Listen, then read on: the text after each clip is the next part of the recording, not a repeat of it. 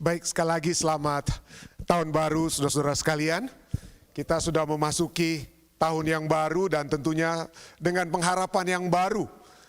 Seperti saya katakan waktu yang lalu, pada mulanya, pada saat kita memasuki tahun 2019, pada saat kita memasuki tahun 2019, kita mengucapkan, di akhir 2019 kita mengucapkan selamat tahun baru, seakan-akan tahun 2020 itu adalah tahun yang membawakan keselamatan, ataupun Happy New Year, seakan-akan tahun 2020 membawakan saat-saat yang menyenangkan. Tapi seperti yang kita sudah ketahui, bahwa seperti juga dicatatkan oleh saudari Silvana Masih, di tahun 2020 hanya kurang lebih 60 hari yang betul-betul kita bebas daripada rasa ketakutan, rasa ketakutan.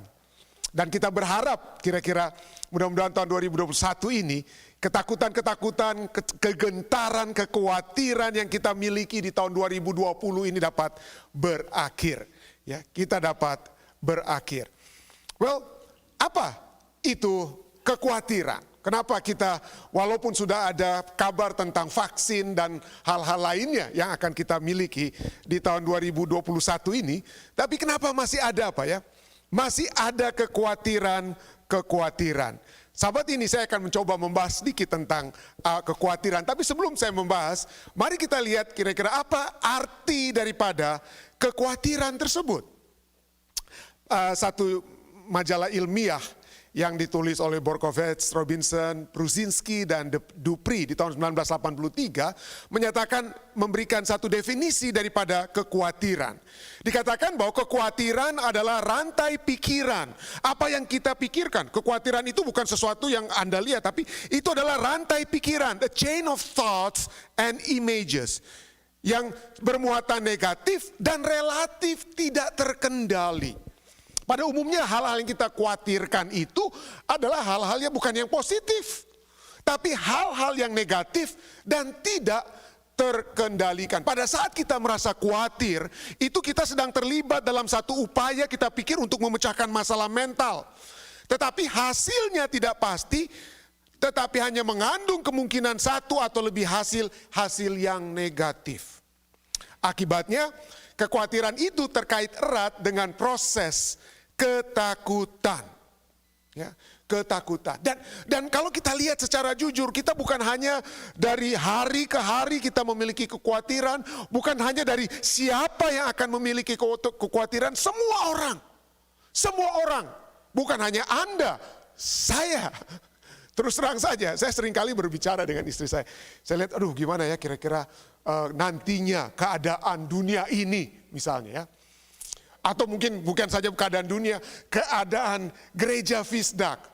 Atau mungkin saya berbicara keadaan anak kami atau anak-anak kita. Apakah mereka masih nanti 10-20 tahun depan masuk ke dalam gereja? Masih berada di gereja? Itu kekhawatiran yang boleh dikatakan sah-sah saja ya, sebagai seorang pendeta saya pikirkan.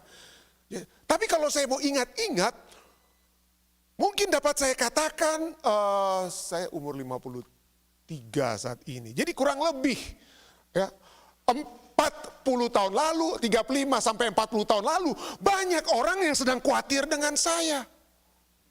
Mereka melihat saya, gimana ini ujung-ujungnya anaknya Alex Rantung ini ya. Di gereja gak bisa diam, ngobrol terus. Diakon-diakon itu selalu cubit-cubit saya terus. Karena ribut terus suka untuk bercerita di dalam gereja. Ngobrol terus. Mungkin orang tua saya akan bertanya, nih anak ini ujung-ujungnya mau bagaimana ya? Gak suka dia dengar lagu-lagu rohani, dengarnya lagu-lagu pop atau lagu-lagunya Rolling Stones dan lain sebagainya waktu itu ya. Kok gimana nantinya ini ujung-ujungnya? Saya pikir itulah kekhawatiran yang seringkali terjadi dalam kehidupan semua umat manusia. Generasi satu melihat generasi yang lainnya, hopeless nih generasi ini. Seringkali kita orang-orang generation saya ini namanya, generation bukan baby boomer. Saya baby boomer ya, lahir tahun 67. Generation X atau apa. Kita melihat milenial, kita bilang, milenial ini gimana nih kehidupan mereka. Habis milenial, Generation Z. Gimana nanti ujung-ujungnya Generation Z ini. Selalu itu yang kita katakan. What will happen in the future. Tetapi marilah kita melihat bahwa ada hal-hal yang dapat kita kontrol tentang masa depan, ada hal-hal yang dapat saya kontrol, yang dapat saya lakukan saat ini terhadap anak saya, terhadap pemuda-pemuda yang ada di Jemaat Fisdak, dan ada yang harus saya akui that I cannot control. That I cannot control. Tim Tebow katakan ya, don't worry about what you cannot control. Our focus and energy needs to be on the things we can control. Attitude, effort, focus, these are the things that we can control. Jadi kalau kita melihat generasi berikutnya ini sepertinya begini, apa kira-kira sikap kita, apa kira-kira usaha kita, apa kira-kira fokus kita membawa anak-anak muda ini ke sesuatu hal yang dapat kita buat secara jemaat, secara saya sebagai pendeta, supaya saya sebagai orang tua, apa yang dapat saya buat, yang dapat saya kontrol, yang dapat saya buat, sehingga mereka itu tidak seperti yang saya khawatirkan atau saya takutkan. Kita seringkali juga khawatir dengan COVID-19. Ada satu statement yang cukup menarik, satu gambar ya, yang dibuat untuk para guru ini ya, counseling teacher. Mengenai COVID-19, ada the things that you cannot control, and the things that you can control. Ya, the thing that you can control. Kalau Costco sudah habis tissue paper, apa yang Anda mau buat marah-marah? You cannot control that. Ada orang di jalan yang tidak pakai masker, apa yang Anda mau buat? Marah-marah sama mereka kalau mereka tidak pakai masker dan lain sebagainya. Kalau tidak bisa kita kontrol, ya bikin apa? Let go. But the thing that you can control is kalau bisa kita pakai masker, ya. Punya sikap positif, walaupun tidak ada Costco habis tissue paper, well, what can we do? Ya, orang Indonesia udah dulu-dulunya juga biasa pakai cebok, ya, maksudnya pakai tabu, ya. Jadi artinya ya, there are things that we can control in a sense. There are things that we can control and things that we cannot control. Corrie ten Boom yang adalah seperti saya sering ambil kutipan dia ya. Dia adalah orang Kristen Protestan, dia bukan orang Yahudi, dia orang Protestan Dutch, orang Belanda Protestan, tapi dia sembunyikan orang-orang Yahudi di rumahnya dia dan selamatkan banyak orang, dan akhirnya dia sendiri yang masuk apa? Tawanan, kamp konsentrasi. Ya. Dan dia katakan apa? Dia katakan, worry does not empty tomorrow of its sorrow. Ada kesukaran-kesukaran ataupun sakit, sorrow, duka cita itu tidak akan kita kosongkan. Duka cita yang akan terjadi nanti tidak akan kita kosongkan dengan kita punya apa? Kekhawatiran saat ini. Tapi pada saat kita khawatir, maka kekuatan kita untuk hari ini hilang. Itu tidak menyanggupkan. Pada saat kita khawatir, itu tidak menyanggupkan kita untuk tidak terhindar dari bahaya. Kita khawatir untuk mati. Itu bukan berarti kematian tidak akan datang kepada kita. Tetap saja kita pasti akan apa? Mati kalau memang Tuhan sudah izinkan. Tetapi pada saat kita pada saat kita khawatir, maka begitu kematian itu atau sakit itu datang, maka kita sudah tidak punya semangat lagi. We are unfit to face evil when it comes. Ya. Dengan kata lain, pada saat kita khawatir, kita sudah keluarkan uang untuk sesuatu hal yang sebelum pengeluaran itu harusnya apa? Terjadi.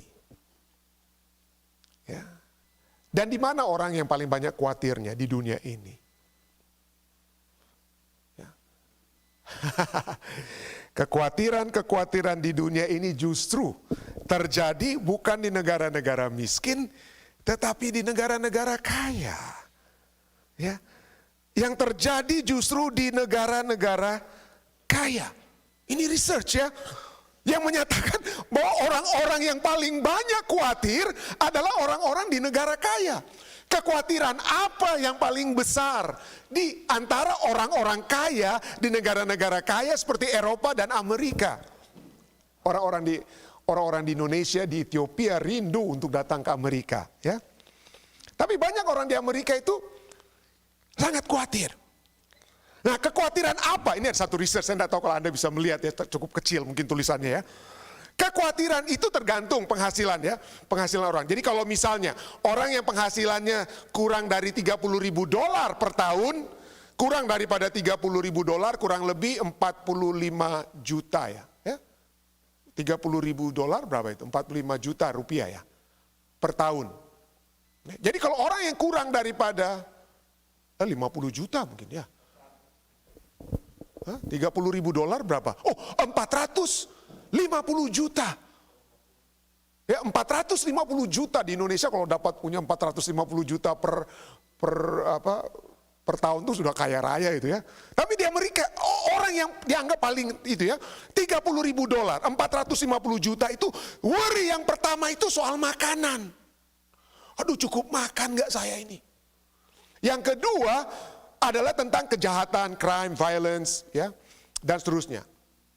Tapi bukan berarti orang kaya tidak lagi punya pemikiran, kekhawatiran tentang makanan. Orang yang penghasilannya adalah di atas $75.000,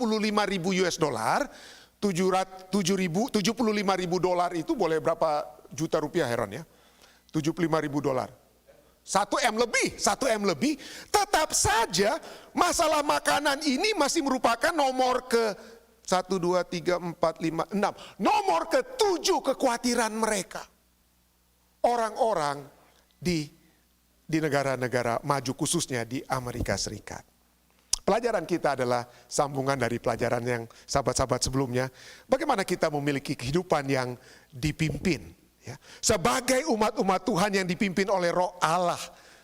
Apa yang dapat kita lihat dari pelajaran kita selama ini sebagai umat-umat yang dipimpin. Kita sudah lihat, kita disebut sebagai pengikut Kristus yang melakukan apa yang Yesus lakukan dan menghidupkan apa yang Yesus katakan. Dan kita sudah melihat pelajaran kita selama ini itu berdasarkan dari the Sermon on the Mount, khotbah di atas bukit.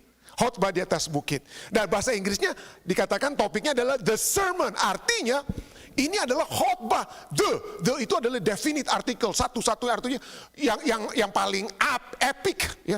Khotbah Yesus yang paling utama itu adalah tentang khotbah di atas gunung, itu disebut the sermon, bukan a sermon, bukan one sermon, bukan satu khotbah, tapi the sermon, khotbah yang utama dengan kata lain.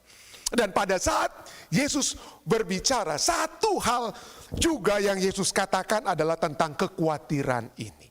Dan kekhawatiran itu dia analogikan dengan apa yang harus tidak boleh kita khawatirkan. Mari kita baca, itu pokok pelajaran kita ya. Matius 6 ayat 25 katakan, karena itu, ya, saya gunakan kata tanda merah di kata karena itu, karena ini penting sekali.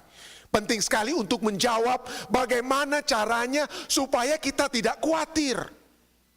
Ya, karena itu, aku berkata kepadamu, janganlah khawatir akan hidupmu, akan apa yang hendak kamu makan atau minum, dan janganlah khawatir pula akan tubuhmu, akan apa yang hendak kamu pakai. Bukankah hidup itu lebih penting daripada makanan dan tubuh itu lebih penting daripada pakaian? Nanti kita akan lihat kenapa harus ada kata karena itu, therefore. Tapi mari kita lihat dulu ya. Mari kita lihat dulu katanya apa? Jangan khawatir, dan kekhawatiran itu bukan tentang penyakit, ya, bukan tentang tempat tinggal, tetapi secara mendasar itu adalah apa ya? Makanan dan apa? Makanan dan pakaian. Kenapa sampai ini yang menjadi fokus? Mungkin Anda katakan, oh pendeta, this is because this is our basic needs, bukan? Ya, this is our basic needs. Tuhan tahu itu basic needs kita. Tuhan tahu bahwa makanan dan pakaian itu basic needs kita ya. Makanya diulang 2 kali kan. Matius 6 ayat 25 katakan, janganlah khawatir akan hidupmu, akan apa yang hendak kamu makan atau minum, dan janganlah khawatir pula akan tubuhmu, akan apa yang hendak kamu pakai. Ayat 25 Matius 6. Ayat 31 diulang kembali. Artinya kalau dalam Alkitab kalau sampai diadakan pengulangan, dia tekankan kembali. Ditekankan kembali, janganlah kamu khawatir dan berkata, apakah yang akan kami makan, apakah yang akan kami minum, apakah yang akan kami pakai. Tuhan tahu ini kebutuhan kita.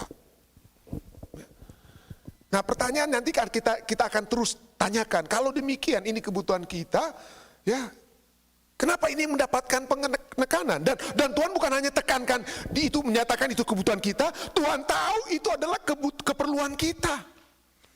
What we need, what we need. Bapamu yang di sorga tahu bahwa kamu memerlukan semuanya itu. For your fathers knows that you need all these things. Dan bukan hanya Tuhan tahu. Kalau Anda lihat di Alkitab, pada saat Tuhan tahu, Tuhan tidak bilang, oh ya saya tahu kebutuhan kalian ya. Nanti saya pikirkan ya, nanti saya doakan kebutuhan kalian ya. Tuhan tidak hanya mengetahui. Tuhan kita bukan hanya dalam sebatas pikiran mengetahui, tapi dia akan Dia memenuhi kebutuhan kita. Matius 6 ayat 26 sampai 28 dia katakan apa? Pandanglah burung-burung di langit yang tidak menabur dan tidak menuai dan tidak mengumpulkan bekal dalam lumbung, namun diberi makan oleh siapa? Oleh Bapamu yang di sorga. Bukankah kamu jauh melebihi burung-burung itu? Ayat 28 katakan apa? Dan mengapa kamu khawatir akan pakaian? Makanan, pakaian. Diulang-ulang terus. Tadi sudah 2 ayat diulang, dan sekarang jangan khawatirnya diulang-ulang lagi tentang apa? Makanan dan pakaian. Dan nanti kita akan lihat. Kenapa? Karena ada yang lebih dalam. Nah, kenapa saya katakan ini ya? Karena kita sering dengar firman Tuhan tentang jangan khawatir tentang makan, pakaian. Jangan khawatir, ya saudara-saudara jangan khawatir. Karena banyak orang di Amerika ini bilang, pendeta, buat apa pendeta khotbah ini? Loh kenapa? Nggak boleh saya khotbah ini. Enggak, artinya begini pendeta, kami di Amerika ini nggak pernah khawatir tentang pakaian dan makanan. Terbuang-buang pendeta, masalah kita bukan soal makanan. Kalau pendeta pikir tentang mau kami khawatir makanan, datang juga di rumah pendeta. Lihat orang pantry, makanan kaleng, waduh penuh. Dibuang-buang, kedaluarsa, sudah habis kok 1 bulan lalu buang. Masalah di Amerika ini bukannya orang kekurangan makanan, tapi apa? Buang makanan, kelebihan makanan. Ya, artinya gampang untuk melihat apakah beda antara Indonesia dan di Amerika. Caranya membedakan, lihat foto saya waktu saya di Indonesia di Unclub dulu, dan foto saya waktu saya di Amerika. Beda, saudara-saudara. Beda keadaan saya. Jadi artinya itu bukan masalah. Masalah pakaian, ya ampun, di Amerika ini soal pakaian, Anda punya uang banyak, Anda pergi ke Macy's. Anda punya mau simpan sedikit untuk masa depan, atau untuk membangun, atau untuk program gereja dan lain sebagainya, beli di Unique. Nggak ada masalah.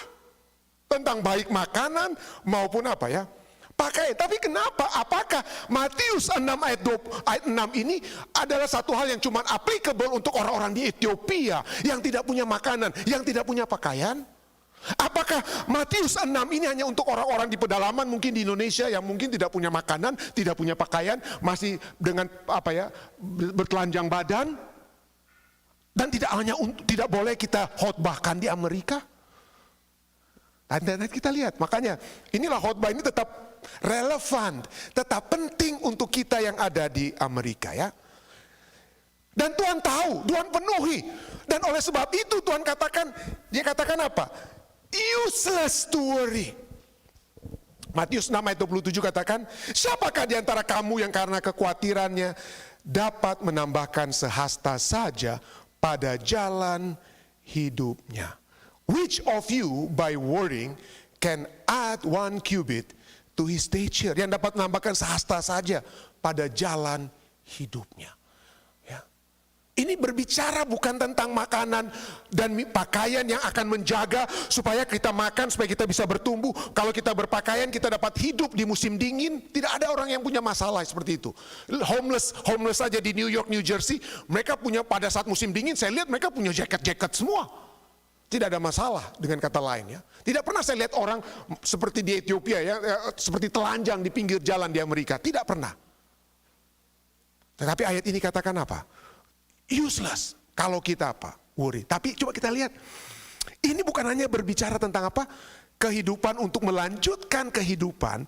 Tetapi kehidupan bukan hanya jasmani kita, tetapi kehidupan batinia kita. Life is more than food or clothing. Janganlah kamu khawatir akan hidupmu, akan apa yang hendak kamu pakai atau minum. Bukankah hidup itu lebih penting? Hidup itu lebih penting daripada makanan dan minuman. Nah, kata hidup di sini cukup menarik untuk kita jabarkan sedikit. Kenapa banyak orang katakan, kalau Anda tidak makan ini, Kalau Anda tidak memiliki pakaian ini, you don't have life. If you don't eat this, if you don't eat that, if you don't drink this, if you don't drink that, well, what kind of life you have? You don't have life. Jadi kehidupan itu diasosiasikan dengan makanan dan pakaian untuk dari sudut pandang dunia. Tetapi dari sudut pandang Tuhan, kehidupan itu tidak sama dengan apa? Makanan dan pakaian. Kehidupan itu berada di atas makanan dan apa? Di atas makanan dan pakaian. Ya, kehidupan itu. Jadi bukan makanan, kalau kita tidak makan makanan ini, tidak minum minuman ini, you don't have life. Kurang kehidupan kita.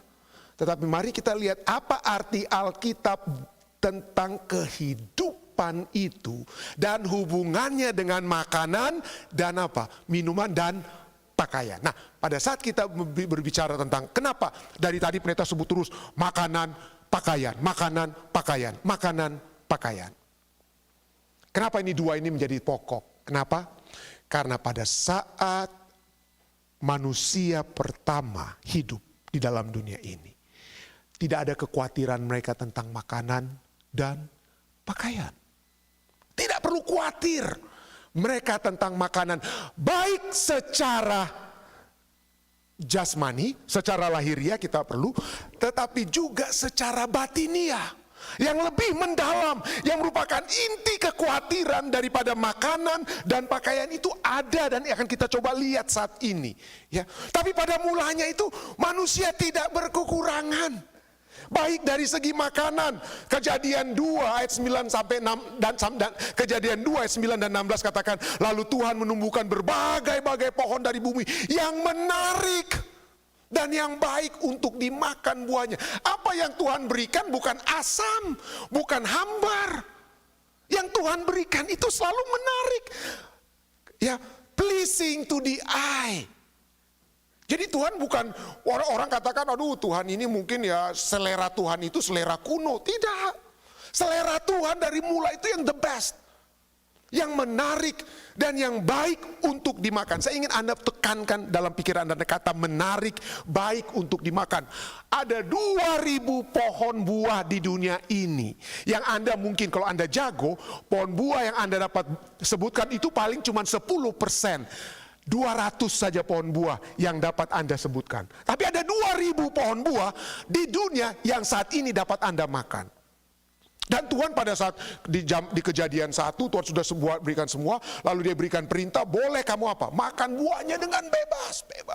Banyak sekali makanan berlimpah. Tidak perlu kerja keras, manusia tinggal petik makan. Itu bekerja kerasnya cangkul itu setelah dosa kan. Setelah semak belukar tumbuh dan lain sebagainya, baru tanah itu jadi keras, berpeluh mereka. Sebelumnya manusia itu tidak perlu susah payah untuk makan, ambil saja. Ya. Menarik dan baik. Menarik dan baik. Apalagi manusia perlu pakaian?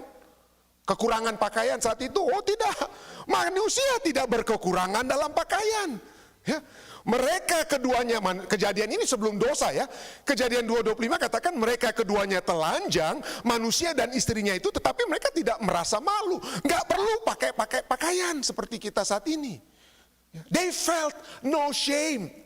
Tetapi coba kita lihat sekarang ya, kalau kita tidak berpakaian, kalau Anda melihat saya tidak pakai jas, saya buka semua ini lari semua Anda dari yang punya online team ini. Lari semua. Pakaian itu adalah lambang apa ya? Wah, itu lambang kepenuhan kita. Makanya raja-raja ataupun petinggi-petinggi pakaian mereka itu lebih. Raja-raja, apalagi waktu kalau Anda lihat zaman-zaman dulu, raja-raja jubah kebesarannya itu begitu hebat. Itu tanda raja. Makanya pada saat Pendeta Rantung suatu waktu bicara di Sekolah Sahabat Hope Channel, di hari Jumat malam, Vesper waktu kami, tapi di Indonesia sudah hari Sabat ya, saya melanjutkan pembicaraan di Jemaat Fisdak waktu itu renungan malam ya, Jumat malam jadi saya pakai cuman baju batik. Lalu kemudian saya sambung di acara sekolah Sahabat Hope Channel di Indonesia yang hari Sabat. Jadi saya sudah itu kalau tidak salah itu waktu kedua kali saya diminta untuk bicara di Hope Channel. Jadi saya sudah bawakan ya, waktu yang pertama saya kena COVID, jadi saya nggak benar. Tapi yang kedua tuh saya sudah cukup semangat, ada tenaga untuk teriak-teriak seperti biasa ya. Jadi saya bicara semangat. Wah, saya pikir puji Tuhan mudah-mudahan sudah diterima pembahasan saya daripada sebelumnya saya lemes-lemes terus. Tapi begitu saya selesai khotbah di Hope Channel, datang ada teks yang pertama. Ya, teks pertama datang. Waduh, Stephen, kok pakai batik? Ya, kok pakai batik? Kamu ini pendeta. Kamu pendeta Stephen, hari Sabat itu harus pakai jas. Waduh, saya pikir kita akan bersuka cita atas firman Tuhan, tapi rupanya pekabaran saya itu tidak ada artinya, hilang semua semangat saya, oleh karena saya pakai batik waktu saya bicara di Hope Channel Indonesia, gantinya saya pakai jas. Dianggap memalukan, malu-maluin Stephen, pendeta kok pakai batik berkhotbah di Hope Channel. Ya. Pakaian itu sudah menjadi lambang apa ya? Kita harus pilih-pilih kalau ke gereja pakai ini, kalau ini. Tapi pada mulanya manusia tidak perlu pikir-pikir tentang pakaian. Tapi apa yang kemudian terjadi oleh sebab dosa? Ya. Apa yang terjadi dengan makanan yang berlimpah? Apa yang terjadi dengan pakaian yang tidak perlu dipikirkan dan kemudian harus kita pikir-pikirkan setelah dosa? Allah katakan semua boleh kamu makan kecuali satu dari kurang lebih dari 2.000 pohon buah, hanya satu yang kamu tidak boleh makan. Hanya satu, kamu pasti akan apa? Mati. Lalu ular datang, ular bilang, kamu tidak akan mati. Tetapi pada saat kamu memakannya, matamu akan terbuka dan kamu akan menjadi seperti Allah. Kamu akan menjadi seperti Allah. Sebelumnya perempuan itu melihat 2.000-an lebih pohon, menarik semuanya, sedap untuk dimakan. Tuhan sudah bilang yang ini jangan dimakan. Tetapi setelah diganggu oleh setan dan tergerak, maka Hawa, ayat Kejadian 3:6 kemudian katakan apa? Perempuan itu melihat bahwa buah pohon itu baik untuk dimakan dan sedap kelihatannya dari sudut pandang Tuhan atau sudut pandang dia? Dari sudut pandang dia, manusia, Hawa. Lalu menarik hatinya, menarik dirinya sendiri karena memberi pengertian, lalu ia mengambil dari buah dan memakannya. Bayangkan. Cuman satu dari lebih dari 2.000, tapi itulah manusia ingin lebih. Ya, ingin lebih. Keinginan manusia itu selalu ingin lebih dan ingin lebih. They want more and more and more. Tapi coba lihat setelah dosa. Coba kita lihat setelah dosa. Apa yang dicoba untuk dimiliki oleh manusia setelah dosa selalu tidak sempurna. Saya ulangi, apa yang kita coba untuk penuhi, apa yang kita pikir inilah yang terbaik, sedap bagi kita, bagus untuk kita, karena menarik bagi kita, tidak pernah puas. Ya, tidak pernah puas. Ya. Contohnya gampang. Saya melihat menu makanan di restoran, waduh saya pilih yang terbaik, yang sedap bagi saya kan. Saya pilih, ini saya punya. Tak, datang makanan ke depan meja saya. Saya lihat istri saya punya, anak saya punya. Waduh dia punya kayaknya lebih enak nih. Lihat tetangga saya di sebelah meja, waduh orderan dia lebih enak dari saya. Padahal untuk order saya punya, si waitersnya itu sudah paling lama tunggu nih. Kapan nih orang ini mau ambil keputusan untuk ambil pilihannya. Tapi tetap saja saya melihat orang lain itu punya itu lebih daripada apa? Yang saya punya. Dan juga seringkali saya sering lihat mengantar istri saya ke Macy atau apa. Saya sering dengar anak-anak, orang-orang lah, bukan anak muda. Saya juga bukan mau blame orang muda, tapi banyak orang I really have to have this. I must have this, pakaian itu. Wah. Jadi mereka melihat pakaian, lalu mereka katakan, I must have this. Seperti ya, pakaian atau apalah ya. Anak-anak kita atau kita sendiri, jangan hanya bilang orang lain atau orang anak-anak kita, tapi kita juga, I must have this. Tapi begitu kita lihat barang setelah berapa minggu, berapa bulan kemudian, apa yang we must have disappear. Kita ambil yang lainnya, wah I must have this. Dan itu terus menerus apa? Berputar. Saya tidak mengajarkan Anda untuk mulai saat ini tidak usah beli pakaian atau apa, tidak perlu beli makanan, tidak ya. Tapi mari kita lihat the core problem. Masalah yang terutama, masalah utamanya apa yang kita buat untuk memenuhi sesuatu yang kita pikir kurang, padahal Tuhan sudah berikan semuanya. Tuhan sudah kasih 2000 pohon, kita tetap masih mau ambil yang satu. Tapi pada saat manusia penuhi keinginannya, yang terjadi keinginan tersebut tidak pernah memuaskan mereka. Coba kita lihat. Sebelum berdosa, keduanya telanjang, Kejadian 2:25. Tapi mereka tidak merasa malu. They not feel ashamed. Tapi setelah mereka apa? Berdosa, maka terbukalah mata mereka berdua bahwa mereka telah telanjang. Lalu apa? Lalu mereka menyemat daun pohon ara dan membuat cawat. Coba kita lihat. Apa yang dicoba untuk mereka, Allah sudah berikan, sudah sangat sempurna. Mereka rusakkan. Lalu sekarang mereka membuat dari bahan apa? Inferior. Pakaian mereka mula-mula itu dari daun pohon. Tuhan yang kemudian kasih apa? Yang Tuhan buat itu justru lebih bagus ya. Ya apa yang kalau mereka buat dari daun pohon ara, Kejadian 3:21, tapi Allah atau Tuhan Allah membuat pakaian dari kulit binatang untuk manusia dan untuk istrinya itu, lalu mengenakannya kepada mereka. Coba kita lihat sini patternnya. Dari semula Tuhan sudah memberikan pakaian kemuliaan surga. Pakaian kemuliaan surga. Mereka tidak perlu malu-malu. Mereka tidak perlu merasa dikecilkan karena saya ke gereja hanya pakai batik. Yang si dia pakai pakaian jas. Ya dia pakai pakaian yang tidak bagus. Oh dia yang lebih bagus. Manusia merasa malu kalau mereka tidak apa? Lebih daripada orang lain. Tidak perlu malu. Tapi begitu jatuh dalam dosa, apa yang terjadi? Mereka mencoba untuk memenuhi. Tapi kita lihat apa? Yang Tuhan sediakan jauh lebih apa? Jauh lebih baik. Pada saat Tuhan berkata, janganlah khawatir akan makanan dan pakaian. Inti masalah bukannya dari pakaian dan makanan itu sendiri. Inti masalah bukan karena Anda tidak punya pakaian atau Anda telanjang, tidak. Inti masalah adalah pada saat kita mencoba untuk memenuhi kekosongan, kekurangan yang kita rasa kita miliki, kekhawatiran karena kita tidak akan dihormati kalau tidak pakai pakaian ini, tidak akan dihormati kalau tidak makan atau minum ini. Intinya adalah kita memiliki ketelanjangan jiwa. Ketelanjangan jiwa. Sejarah Para Nabi jilid 1 halaman 53 katakan, udara yang dulunya bersuhu sejuk sama di mana-mana, kasih dan damai yang selama ini mereka nikmati sekarang telah lenyap saat dosa masuk ya.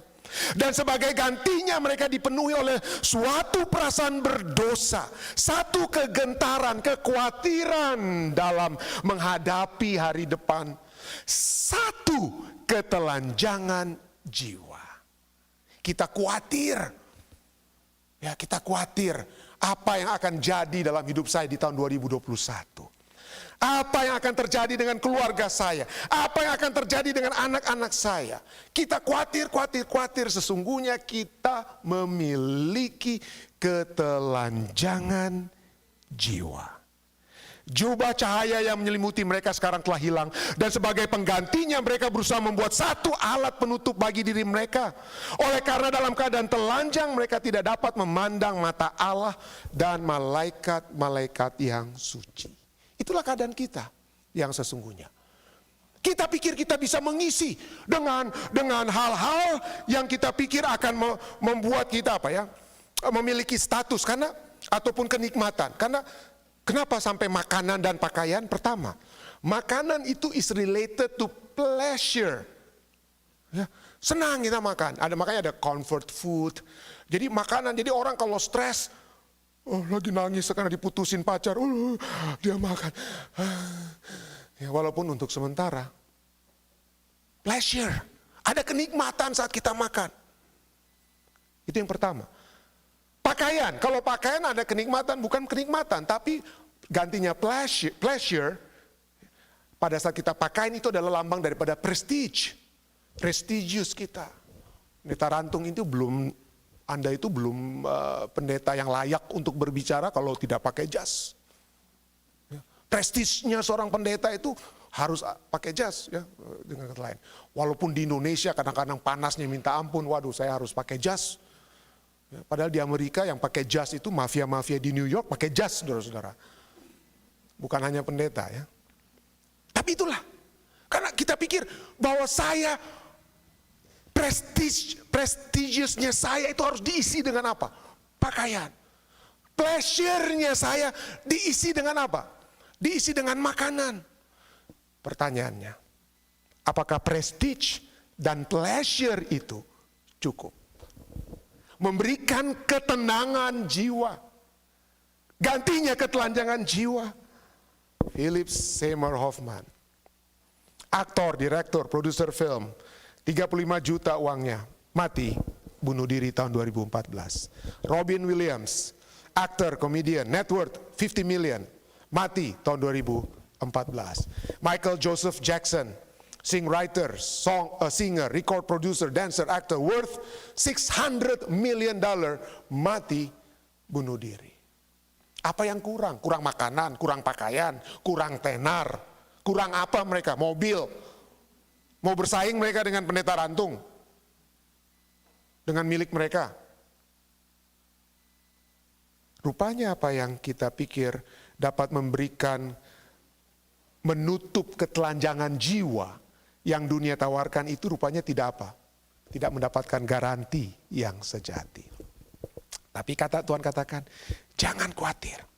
Jangan khawatir akan hidupmu, akan apa yang hendak kamu makan atau minum atau pakai. Jangan khawatir tentang kenikmatan yang dapat Anda miliki dalam jiwamu. Jangan khawatir tentang prestige,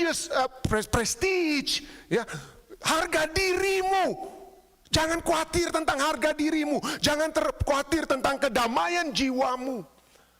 Karena kedamaian jiwa, prestigious atau harga diri itu bukan diletakkan di dalam pakaian dan makanan kita. Hidup lebih penting.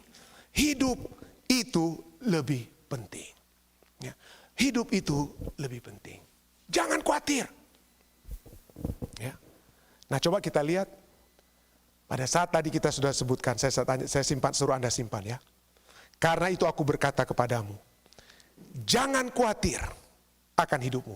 Kata apa saya tertulis itu yang di dalam Alkitab? Karena itu, supaya kita tidak khawatir, supaya kita tidak menjatuhkan kenikmatan hidup itu di makanan ataupun prestigious kita, harga diri kita itu di pakaian, maka kita harus melihat karena itu atau therefore sebelumnya itu merujuk kepada siapa? Merujuk kepada apa sebelumnya? Nah, kita sudah lihat konteks dari Matius 6. Kita sudah pelajari. Saya ingin mengundang Anda untuk melihat kembali khotbah kita sebelumnya. Kita sudah melihat ada dua sumber harta, sumber kepuasan hidup. Yang pertama, harta di bumi dan harta di mana? Harta di surga. Di bumi ngengat dan apa? Moth, atau akan dimakan oleh karat atau dimakan oleh karat, ya. Dan pencuri membongkar. Tapi simpan hartamu di mana?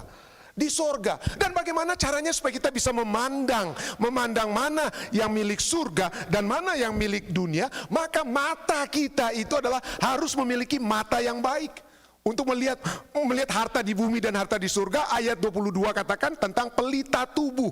Mata sebagai apa? Pelita tubuh.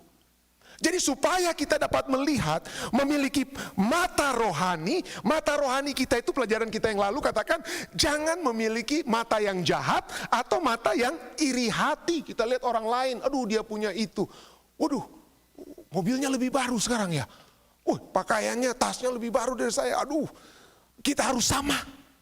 Dan itu akan menyebabkan kita akan apa? Memusatkan perhatian kita, memusatkan mata kita bukan di surga tetapi di bumi. Dan kita sudah lihat apa yang kita pusatkan di bumi, apa yang kita miliki di bumi habis di dalam bumi. Tapi apa yang kita simpan di surga, kekal untuk apa? Selama-lamanya. Ya, itu tadi kita sudah baca ya ayat-ayat sebelumnya. Dan ayat sebelumnya, oleh sebab itu janganlah khawatir, adalah Matius 6 ayat 24. Ini ayat penting sekali. Ya.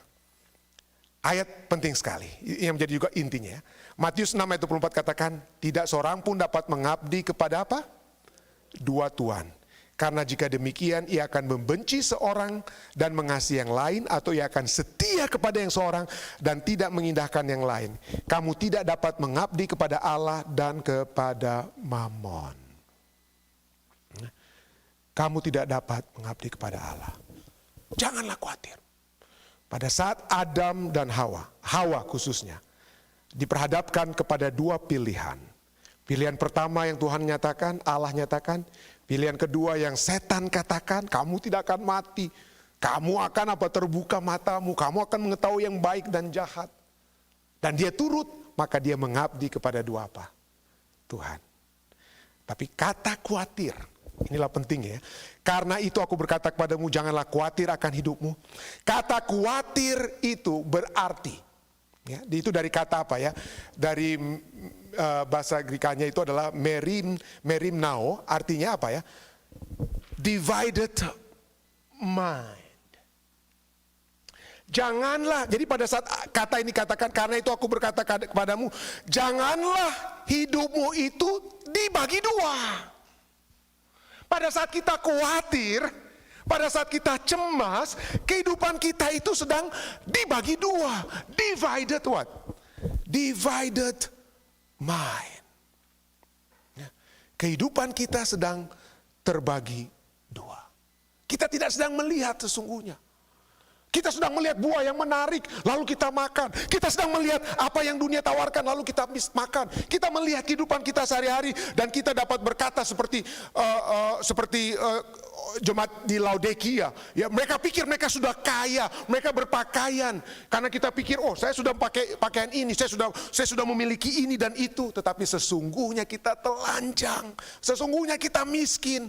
Kenapa? Karena divided mind kita adalah kita pikir kita sedang menyembah Tuhan, tetapi kita sedang menyembah apa? Diri kita sendiri. Ya. Diri kita sendiri, dan kita tidak melihat Tuhan. Kenapa saya katakan kita tidak melihat Tuhan? Karena pada saat kita melihat kekayaan kita melihat kelebihan kita, Tuhan itu di mana? Di luar. Wahyu 3 ayat 17 berbicara tentang keadaan kita yang miskin, yang telanjang, yang buta. Kita pikir kita kaya padahal kita miskin. Kita pikir kita melihat padahal kita buta. Kita pikir kita berpakaian tetapi kita sedang telanjang. Kenapa? Karena ayatnya yang ke-20 katakan, Yesus itu di mana? Di pintu sedang mengetuk. Jadi pada saat kita melihat keadaan kita yang buta, telanjang, miskin, itu karena Yesus ada di luar. Walaupun kita berada dalam gereja, tapi Yesus sedang ketuk kepada kita. Tidak heran, mari kita kembali ke Matius 6. Matius 6 ayat 29, kita lihat bahwa kekhawatiran, divided attention tersebut, divided mind itu, dihubungkan dengan kekhawatiran itu dengan tentang makanan dan pakaian, dihubungkan dengan seorang yang bernama Salomo. Yang namanya berarti apa? Damai, peace. Matius 6 ayat 29 katakan, namun aku berkata kepadamu, Salomo dalam segala kemegahannya pun tidak berpakaian seindah dari salah satu dari bunga itu. Raja terbesar boleh dikatakan, terkaya, lebih kaya daripada ayahnya. Dan tidak ada raja-raja Yehuda atau Israel sesudah dia yang kaya seperti dia. Ya, memiliki segala sesuatu. Tetapi apa yang terjadi pada saat dia memiliki divided mind? Pikirannya apa? Terbelah. Sekali lagi, arti daripada khawatir adalah pikiran kita apa? Terbagi dua. Ya. Pada mulanya dia memiliki pikiran yang hanya berfokus kepada Tuhan. Bijaksana, hebat dia. Tapi kemudian kita tahu apa yang terjadi dalam kehidupan Salomo. Dia mulai apa? Divided mind, dia ikut ilah-ilah, Allah-Allah daripada istrinya, istri-istrinya. Dan pada saat di akhir hidupnya apa yang dia katakan? Segala sesuatu apa ya? Pengkhotbah 2 ayat 11 katakan, ketika aku meneliti segala pekerjaan, Pengkhotbah 2 ayat 11. Ketika aku meneliti segala pekerjaan yang telah dilakukan tanganku, dan segala usaha yang telah kulakukan untuk itu dengan jerih payah, lihatlah segala sesuatu adalah kesia-siaan dan usaha menjaring angin, tidak ada keuntungan di bawah matahari. Pada saat kita khawatir, pada saat kita terbelah pemikiran kita, pada saat kita berpikir gantinya kemuliaan kita adalah kemuliaan surga di mata Tuhan, tapi kita melihat bahwa kemuliaan kita itu, kebahagiaan kita itu dari makanan yang kita makan, pakaian yang kita kenakan, harga diri kita, kesenangan-kesenangan yang kita miliki, maka seperti Salomo kita akan berkata, sia-sia. Sia-sia. Seringkali kita ada bersama dengan Salomo.